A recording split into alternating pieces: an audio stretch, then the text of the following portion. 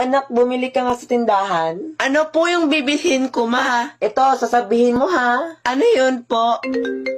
Wait lang. Sige, ano pa po? Mari, yung utang mo pala. Sige po. So, kinalimutan mo na ngayon, hunghang ka. Okay. Huwag kang magmaang-maangan. Nakita kita na kasama mo ang asawa ko, kabet. Sige po. Wow! Umasta kang para kang mayaman na. Puro ka naman utang sa akin. Okay po, ma. Nasa Jupiter, punta ka dun, asawahin mo na. Ano pa, ma? Wala na? Hindi ba obvious? Sige po. Pabili po. Ano yon? Wait lang. Sige. Mari, yung utang mo pala? Ay, Diyos kong batang ka. Wala akong utang sa'yo, uy. So, kinalimutan mo na ngayon, hunghang ka. Uy, hinihinay lang sa pananalita, ha? Huwag kang magmaang-maangan. Nakita kita kasama mo asawa ko. Kabet. Uy, batang ka, asawa agad. Bata ka pa nga, eh.